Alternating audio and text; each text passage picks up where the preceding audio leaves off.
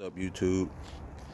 Today I'm gonna show y'all a quick how-to on doing a EGR valve on the Panther platform style Lincoln Town Car, Grand Marquis, Crown Victoria. You know, the V8. Most of these are all the same. Take the same tools, get to them the same way. First thing first, you want to take your cover off right here. I already loosened my bolt, so I'm going to take mine off, and I'll be right back. After you remove your cover, you'll be able to access everything. And you'll see you got your electrical connections, and you got a couple of vacuum hose connections right there at the top. Right here and here. Take notice to how they're plugged in, which one goes where. In this case, you got a red one and a black one. And I'll just remember the red one is down low and the black one is up top.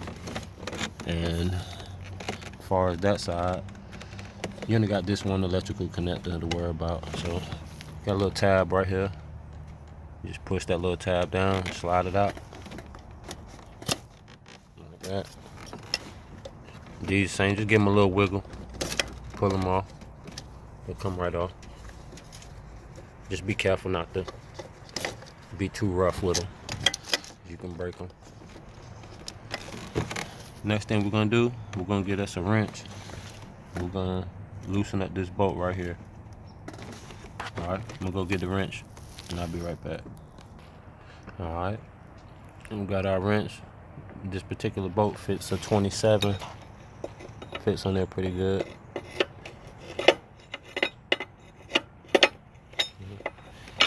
The first thing you want to do is loosen that bolt. Alright, we're going to get that bolt loose and we'll be right back. Once you break it loose, you should be able to turn it by hand. Slide this little piece out. It is kind of important to do this one first. You got two more little 10mm bolts, I believe, right here on both sides. But you want to do those second because this one is normally tighter. And you don't want to put a lot of pressure trying to take those off and bend this hose back here. And you have hell trying to put that back together if you bend it.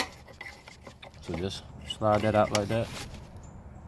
Good to go. If you want, you can lube this, put some lubrication on there, clean it up a little bit before you put it in your new EGR.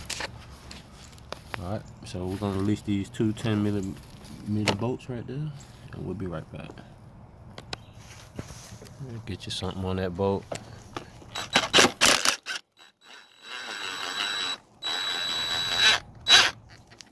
A little bit of pressure, it won't take much.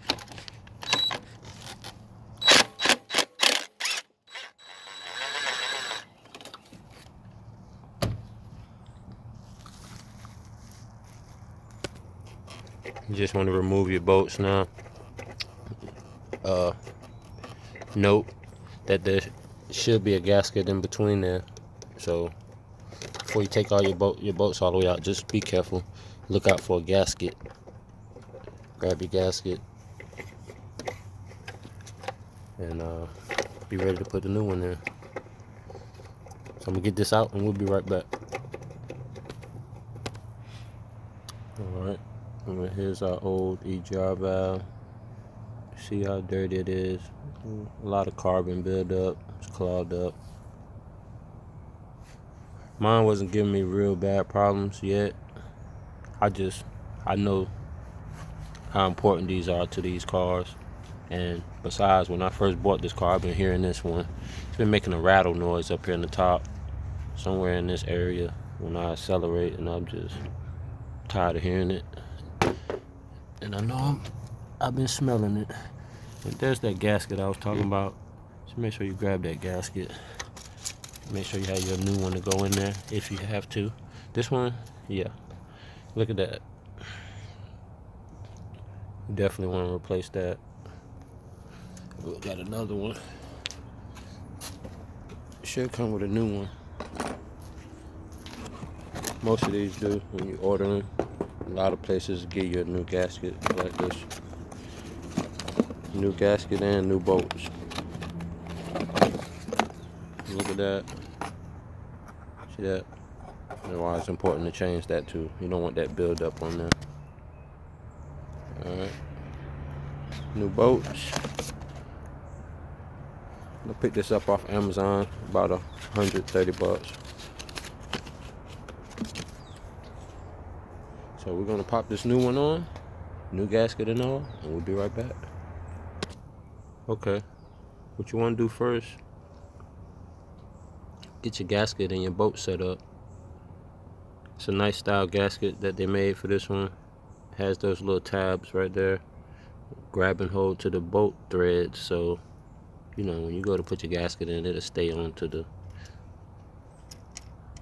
EGR valve without falling off and you having to keep stopping and fishing for a gasket. So just get those lined up, start those bolts in that hole, you know, and always make sure you connect that line right there to this hole. Connect those two first and position into place and start your bolts. So we're gonna get this started and we'll be right back.